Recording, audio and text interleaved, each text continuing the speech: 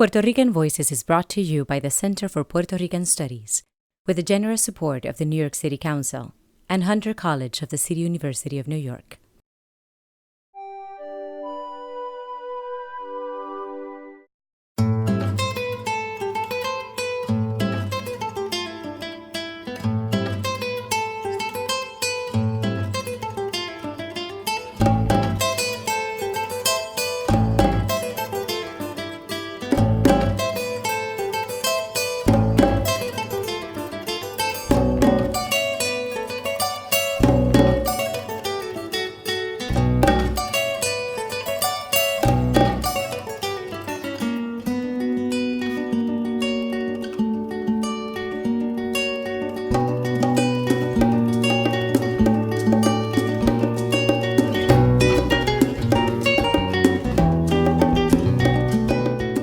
Welcome to Puerto Rican Voices.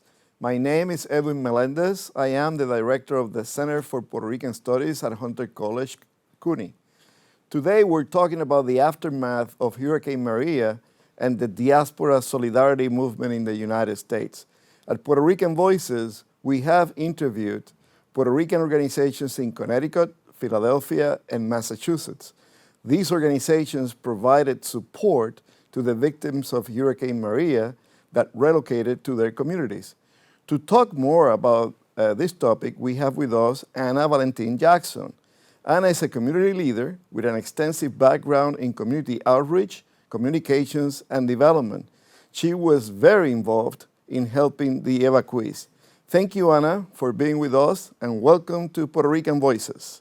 Hello, Edwin. Thank you for having me. What zones or regions received most people from Puerto Rico in Connecticut after Hurricane Maria? We are in the central area of Connecticut. We are in the Hartford region, and that's where we saw a lot of people coming in the city of Hartford, namely, but we also had a lot of people coming in New Haven, New Britain, Bridgeport, mainly the bigger city areas in the state. At Puerto Rican Voices, we have interviewed several organizations and community leaders from Philadelphia, Connecticut, and Massachusetts.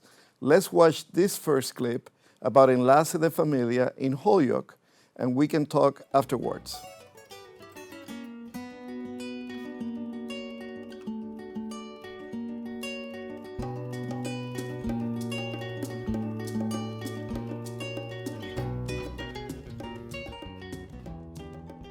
Because of the people that came through our doors and the information that we were able to collect, we serviced over 2,500 individuals. And then people started to call and ask, how can I help? ¿Qué necesitas? ¿Cómo te puedo ayudar? ¿Qué la gente necesita?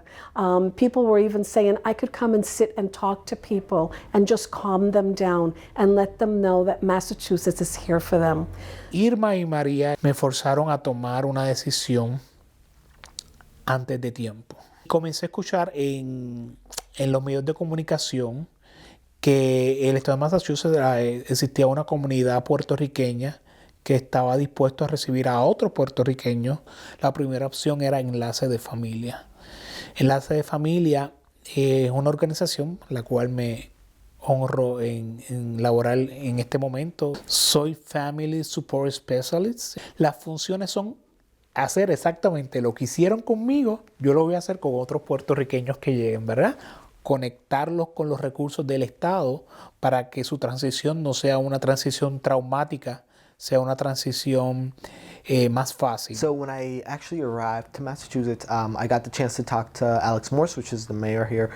He recommended I do some hours at different organizations. I spoke with Holyoke Health Center, and then after Holyoke Health Center, I did some community hours here, and that's when I started as a female specialist here at Enlace de Familia. It was an overwhelming experience overall, just because these were my people. And us as Puerto Rican peoples, a lot of the times we do consider them as our people, and this community that is going through this rough patch. It was kind of hard to be able to see people from my own city, because a lot of the people from Holyoke. People don't know they're exactly from where I am from Puerto Rico, from Salinas. I do feel that the diaspora here in Holyoke has expanded even more, and our culture is going to be seen whether people like it or not, to be honest. And we're respectful, and we're willing to be there for them just as much as they're willing to be there for us, and I think we're going to see that in the future. I'm the Director of Planning and Economic Development for the City of Holyoke. I'm from San Juan, Puerto Rico. I was actually born in New York City, but was raised my whole life on the island. When Hurricane Maria forms, we start seeing the mobilization again, and people are really afraid of what's going to happen. And I actually was lucky enough to fly out my parents 2 days before Hurricane Maria. Once Maria hits, of course, and it's a direct hit, and we all know how horrible that was. We start asking ourselves here, and in my professional capacity, what's our responsibility going to be like? We see the lines forming at the airport. We know how bad things are there.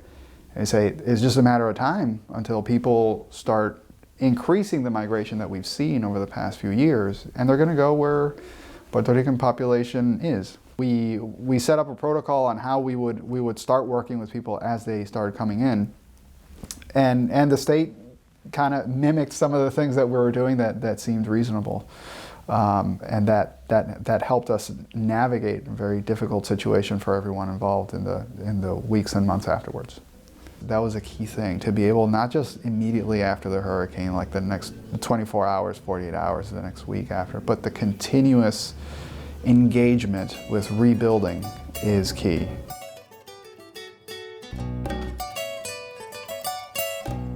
Coming up next at Puerto Rican Voices.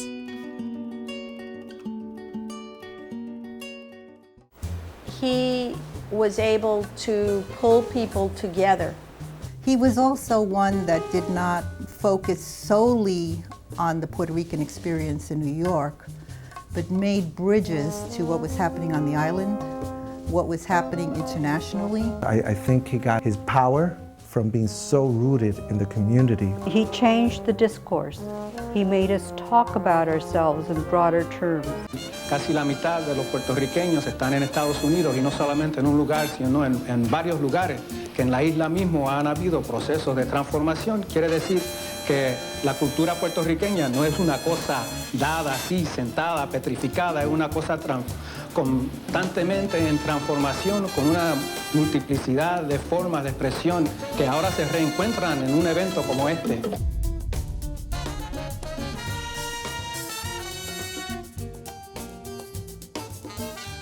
I'm a Rican, defining my own way, anyway. He was a wordsmith. He also taught us a lot about the meaning and the power of words and writing. The living room and kitchen of many desperate souls, tumbao, street, gutted movements. Tato is indeed one of the most important New Yorker poets, but he's also a major poet. He truly captured the essence of so many people who walk the streets of New York that no one sees, and no one listens to, and no one knows. Give us your tired, your beaten, your triste, soledad, and sing for me. You write your obituary with the days of your life. Tato has written his legacy with the poetry in his life. Don't single me out, touch all our people, touch all our people, and maybe then you can touch me.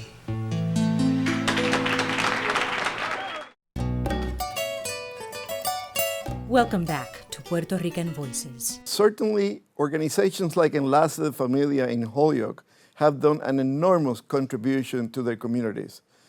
Based on your experience, how affected was Holyoke compared to other cities or regions in the country? We did see a lot of people come in Connecticut, but it was not anything compared to Central Florida, the area of Orlando. Florida was really impacted by the arrival of upwards of 200,000 Puerto Ricans. I'm getting goosebumps right now because just the magnitude of numbers is a lot.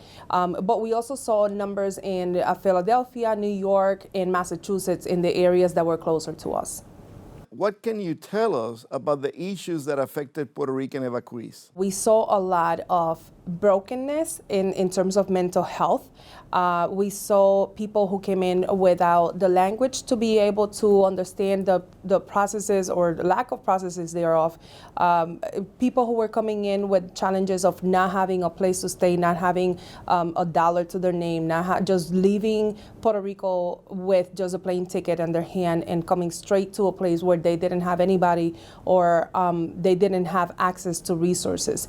Those were the things that, for me, the first three that really impacted me immediately. Can you tell us a little more about the organizations that supported the evacuees?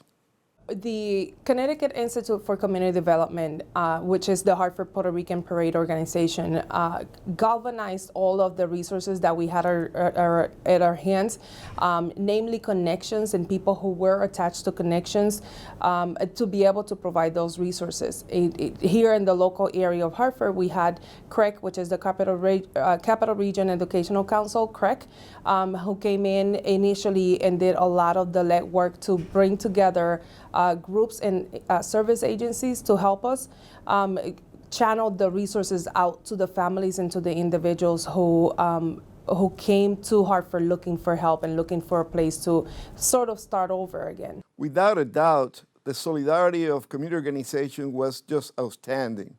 At Puerto Rican Voices, we have also interviewed Asociación de Puertorriqueños en Marcha in Philadelphia. Let's watch this clip and we can discuss afterwards. My name is Nilda Ruiz, and I'm the president and CEO of Asociación Puertorriqueños en Marcha here in Philadelphia, Pennsylvania. Asociación Puertorriqueños en Marcha is a social services and community and economic development agency. We send solar lights, water purifiers, food, and then we had a business owner here that worked for Johnson & Johnson. He pretty much closed his business for like 2 months, and he had a warehouse in Puerto Rico. So we would take everything to the warehouse here, volunteers would put it all together, and then we would ship it, and there were people over there waiting in Aguadilla and Mayagüez. Then the issue that we started having is the Puerto Ricans started migrating this way. And we're like, okay, we're helping Puerto Rico, but how about this wave of Puerto Ricans coming here? At the end of the day, we said, okay, we got the money for Puerto Rico, we're gonna give it to Puerto Rico. So then we decided to come together and do a collective impact coalition so that we can help the evacuees here. So all of us that did for Hurricane Maria going out, we got together and we started fundraising. So we have been able to help most of the people that have come. APM by itself has helped over 200 families. We have 103 families that we have found housing for. We just came together and we just worked because we knew these families needed. In Puerto Rico, I had a vending machine business for over 10 years. And after a hurricane, I lost almost everything. I couldn't make any money since September because there was no electricity. I have an aunt that lives in Philadelphia. And she offered me some help, and I came here. I started living with her in the basement for about 6 months, and we met Nilda, because everybody knows Nilda here in Philadelphia. Is a pretty known person from APM, and I applied for a job. I have the job, and I start working with APM. I start as a foster parent recruiter for a few months, and then I work myself up, and I have a property management position, and now I'm working as a property manager. My duties as property manager is deal with a lot of tenants. I think there's 212 tenants in our buildings. Help the people to get into the get apartments, help them to help the community and sign leases, help fixing the apartments, all that kind of stuff. If I wasn't for APM, wow, I don't have an answer for that, because APM has been a lot to me now. And I like it. I like to help people. I'm helping people, and it's just been wonderful journey in 1 year. Yo me llamo Carmen Iliana Ostolaza y vivo, vengo de Adjuntas, Puerto Rico. De un día para otro, drásticamente mi vida cambió porque yo lo perdí prácticamente todo. Mi empleo era comerciante, tenía mi propio negocio, el cual se vio afectado porque no tenía ni agua ni luz. Me vi obligada a cerrar mi negocio y a quedarme en cero. Por eso vine acá. APM ha sido la única agencia que me ha ayudado.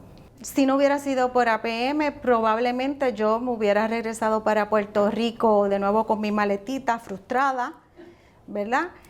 Y sé que ahora estoy recogiendo el fruto y estoy viendo los resultados de la ayuda que ellos me han dado, junto con mi esfuerzo, junto con mi fe y perseverancia, ¿verdad? Y pues no me quiero quitar.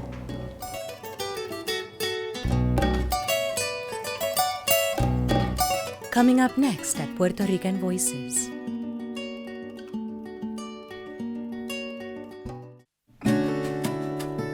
Ser poeta es estar preparado para dar fuego a la humanidad y hacer una nube en sí misma. Eso es poeta. When I think of Clemente Sotobelli, extraordinary and inspiring. Arrebatarle a la ignorancia todo el poder que tiene. Eso es ser poeta. Un gran poeta, un gran luchador. el último puertorriqueño. Convertir la sombra en iluminación total. Eso es ser poeta. He was genuinely committed to both the art form and its liberational qualities. Poeta revolucionando la vida. Y después quemarse a sí mismo en su propia sombra. Eso es ser poeta. Y no estar conforme con nada nunca. Eso es ser poeta.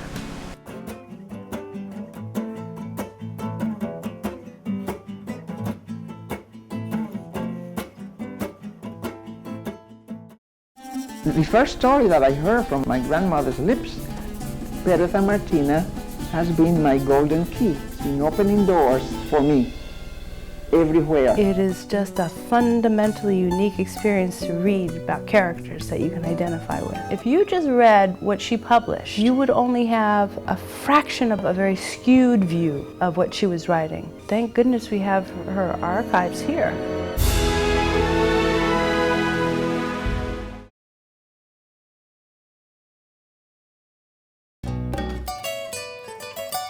Welcome back to Puerto Rican Voices. Asociación Puertorriqueña en Marcha contributed to the adaptation of Puerto Ricans to the area.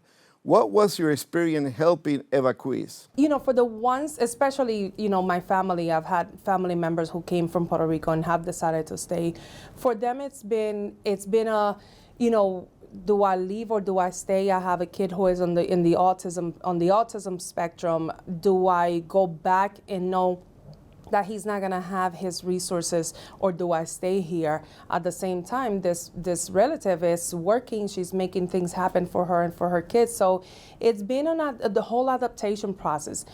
They do, in a lot of the families, or a few of the families that I've talked to, they do seem to compare, you know, I don't wanna say apples to apples because it may be more apples to mangoes in that sense, in the sense of, you know, you cannot compare the healthcare system here and the treatment that he's getting here to a treatment that he will be getting in Puerto Rico. But you know, it's been a whole process of, you know, learning where to go and how to go, and I think that that's where you really see resilience happening. Just people saying, you know what, I'm gonna stick through with it, and I'm gonna stay here and just go. Students' adaptation to new schools can be a challenge. Based on your experience, what can you tell us about the challenges that new students confronted at school after Hurricane Maria? So not all of the schools are equipped with bilingual education. We have 3 or 4 schools in the city of Hartford that are really, really focused on working with kids whose language, primary language is Spanish. So that's where the schools decided to send the kids who came from Puerto Rico and from the islands, because it was not just Puerto Ricans coming in, but any child who came in who didn't have the language, they will go to those four schools as opposed to just a mainstream school, any of the other neighborhood schools. So that really made it easy for the kids to transition from, you know, Spanish speaking to then going into a bilingual class, and then the following year to go into hopefully mainstream English classes. At Puerto Rican Voices, we have also interviewed members of the Capital Region of Educational Counseling in Hartford, Connecticut. Let's watch this clip and we can discuss afterwards. So Capital Region Education Council, affectionately known as CREC, we are one of 6 regional education service centers in Connecticut. We are the largest. And we have 17 magnet schools and over 120 programs ranging from birth to 3 all the way to adult ed, student services. Our mission is to provide equity, social justice, and we demand equity for all, for families and students. The staff, the management, and then we coordinated all the donations, food, clothing, and money. We raised over $150,000 from November through March. Me uní a este viaje, ¿verdad? Porque perdí todo. Me trasladó aquí a Hartford. Me hospedé en el Hotel Red Roof. Ahí conocí a Aura Alvarado, conocí a Lili Vélez, conocí a Carmen Coto, a Janet Hernández, entre otras personas, los cuales los apodamos Los Ángeles, porque fueron personas que estuvieron desde el día 1. Empecé de voluntaria con Lili a cocinar para las familias que estaban en la misma situación que yo. Quiero seguir haciéndolo. We developed a collaborative relationship with Centro, the Center for Puerto Rican Studies, to conduct a survey financed by the Hartford Foundation for Public Giving. And the goal of the survey was to assess or create a needs assessment of the essential needs of displaced Puerto Ricans and their impact on local households in Connecticut and in the greater Hartford region. We interviewed upwards of 1,300 individuals in the area, in the streets, through phone calls, through meetings, across the board.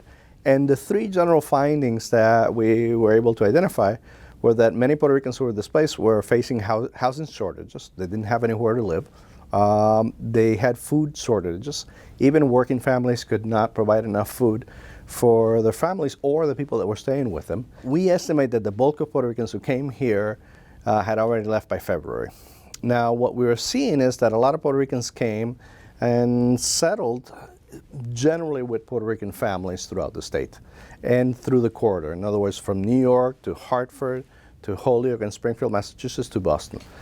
I founded Lili Sin Barreras because I wanted to do exactly that, remove barriers and bring the hope that we all can do that. So with 30 years of experience and after a brain injury, I had to find my way back.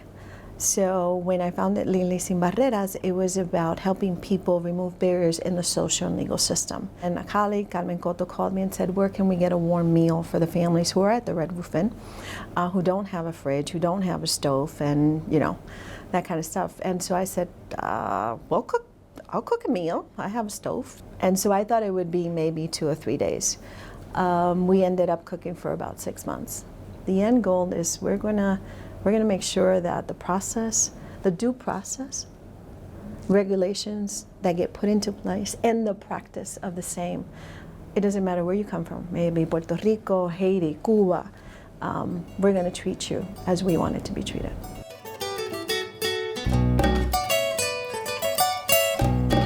Coming up next at Puerto Rican Voices.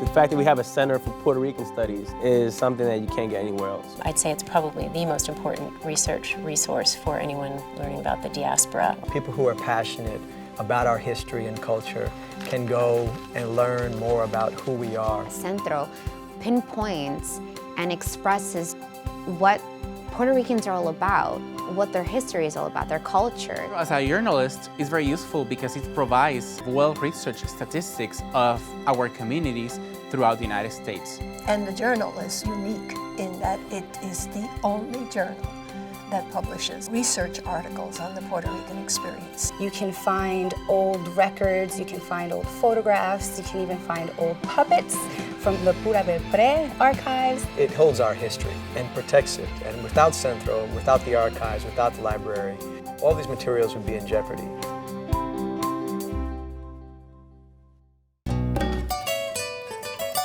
Welcome back to Puerto Rican Voices. It is obvious that Puerto Rican organizations helped families adapt to their new communities. What has been your experience helping these families? It's really nice to see not everybody is at the same level. Everybody's at a different goal post, if you can say that, where we have families who have really, the parents are working, husband and wife are really making it happen for themselves and the kids. You see pictures on Facebook of the kids, doing sports, doing well in school. So to me, it's like, okay, no, I didn't help all 3 million Puerto Ricans back home, but I know that through my efforts, I helped somebody, even if it was just that one family. And it's really nice to see at the end of the day. Anna, we thank you so much for being with us and for sharing your experience and knowledge with us. Thank you so much for having me. I hope everything goes well, and many, many blessings to you and yours, and hope to talk to you soon. Thanks. Thanks to you, and thanks to our audience for being with us. We will see you next at Puerto Rican Voices.